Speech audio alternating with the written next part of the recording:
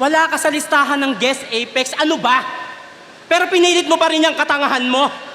Okay, guess we're doing just fine. Said I'm not yours, so I'll say you're not mine. Okay, just a waste of my time. Out of my head. Apex napuruhan at nabadibag sa mga banat ni Shernan at Husky. Gawa-gawa lang ba ni Apex ang mga sinabi niya sa kanyang kanta? Matagal-tagal na nga rin nating hindi nakikita si Apex na lumalaban sa Flip Top. Almost 4 years na nga itong walang laban at naging huling laban niya pa nga sa Flip Top ay yung isa sa pinaka-best performance niya sa kanyang karir ay yung laban niya kay Sinyo. Sa laban nga na ito ay sobrang naging controversial dahil na lang din sa content ng mga sulat ni Apex sa kanyang round 3. Dito nga ay binanatan niya yung mga MC na nagsusugal at the same time ay parte ng judging sa Flip Top. Especially nung laban nila ni Goryong Talas kung saan crucial moment nga ito sa kanyang karir dahil road to finals nga ang laban na ito. Sinabi niya nga rin sa kanyang kanta bakit nga raw may nag-aabutan ng pera at pustahan after ng battle nila. Dumaan ng pandemya, handa pa rin gumera. Kaso ba't may hurado na nagpapalitan ng pera? Nag-iba yung sistema, walang tinatalo. Di na ata to yung liga na kilala ko. Si Enigma, paano nyo naloko? Yung Flip Top, ginawa nyong monopolyo. Yung liga, naging negosyo. Napupolitika, nabibili yung boto, yung may-ari, yung financer, yung mga judges, magkakasosyo. Flip Top, kayo na rin gumagawa ng sarili nyong lapida. Totoo naman yung mga banat ni Akata, masakit lang yung pagkakasabi niya. Sa naging round 3 nga ni Shernan at Husky, laban kay Cripply at Topper ay napuruhan at nabadibag nga ang inabot ni Apex at ibang MCing sinasabing ban sila sa Flip Top. Sa mga binitawan na linya ni Shernan at Husky ay sinasabi nila na hindi naman porket unang umiyak sa internet si Apex ay siya na agad ang dapat kampihan ng mga tao. Hindi naman porket siya ang unang naglabas ng kanyang sama ng loob ay matik, siya na agad ang tama. Kung magsasalita nga lang daw si Enigma sa mga pinagagawa ng mga MCing ban sa Flip Top ay for sure maririndi sila sa mga possible nilang marinig. Pero mas pinili na lang manahimik ni Enigma para na rin hindi sila masira sa mga tao. Versus Apex, pustahan na naman! Sunugan ng pera hanggang sa yung bulsa walang laman. Yung ganyang galawan puro lang katangahan dahil yung sugal sa labanan ang ugat ng dayaan. Kung sino pa yung mga pumupusta, sila rin yung mga huradong humuhusga. Kaya yung mga magagaling dito sa Flip Top na uubos na. Ahan daw sa Flip Top. Oo, dati pa naman. Sa mga audience. Pati sa MCs. Pero di yon ang issue dyan, kundi yung utak nyong nalason sa gawa-gawang story. Yan ang rason na di agad magagamot ng isang sorry. Mga ban sa ligang to ang gumawa ng issue. Naniwala agad kayo sa bibig nila? At kung sinong unang umiyak sa internet, yun na ba agad ang biktima?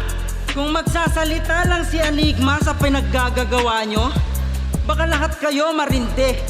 Alam niyang masisira kayo sa tao pero mas pinili niyang hindi. Mabigat rin talaga yung mga binitawan na linya ni Apex sa laban nila ni Sinyo, lalong-lalo na yung part na tinira niya si Enigma at sinabi nito na walang nang pake sa kultura dahil may anak ng binubuhay. Sorry na kagad. Dati yung Flip Top, puro lang tunay. Yung hinahanap, puro lang husay.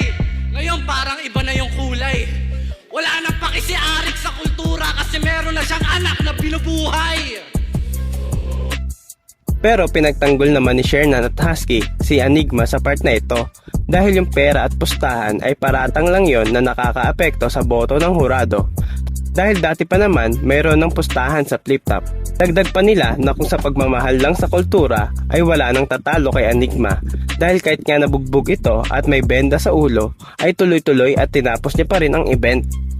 Kasi may binubuhay na daw na bata, kaya yung liga pinagkanuno. Sa pera at pustahan, yan ang paratang na nabuo. Ngayon damdamin nyo lumayo. Kasi may agenda na daw sa dulo.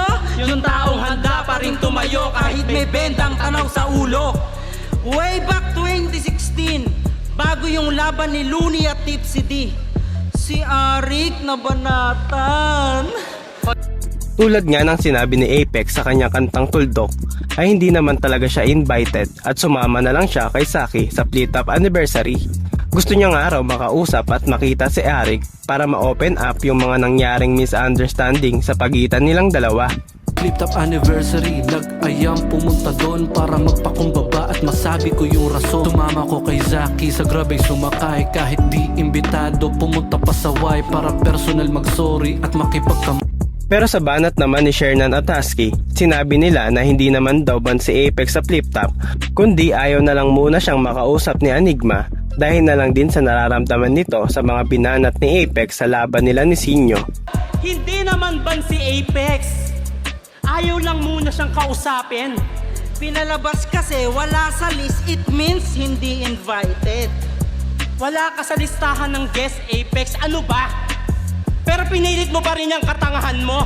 Ang flip top anniversary ay para sa kasiyahan ng lahat, hindi para sa drama mo. At dahil waipik yung plan A na ayusin ang relasyon, Tuldok agad yung plan B ang manira ng reputasyon. Para sa akin, malaki rin naman ang naging ambag ni Apex sa liga dahil isa siya sa mga pioneer ng flip top. At malaking kawalan din siya dahil marami pa sana itong kakalabanin na bagong MC na hindi niya pa nakakalaban. Marami sanang match-up na bagay ilaban kay Apex dahil sa ganda ng pinakita niyang performance sa laban nila ni Sinyo. Imagine na lang ang mga pwede niyang makalaban na active ngayon sa flip top. AJ Power, GL, Poison 13, Sendlo. Pwede na rin i-open ang mainit nilang rivalry ni Shehi since active na ulit si Shehi sa battle rap. At syempre hindi mawawala dito ang dapat na magiging kalaban niya sa Isabuhay Finals kung siya ang nanalo sa laban nila ni Gorong Palace na si J Block. Kinall out na nga rin ni J Block si Apex na gusto niya itong makalaban. Kaya para sa akin, sayang lang din dahil hindi na natin makikita siyang makabattle sa flip top. Pex, isa kang malaking hangal. Lumaki sa streets ng Valenzuela tapos iyakin pag may sugal. Sa 3GS ka galit, kay Enigma ka magwawala. Sisirain mo yung liga na dahilan kung ba't hindi ka na namamakla. Ano idol, battle tayo minsan. Panigurado walang susugal sa akin nun. At wala akong mga tropang ganto na magkokontrol ng sitwasyon. Kung saan at kailan, ikaw na bahala magdesisyon.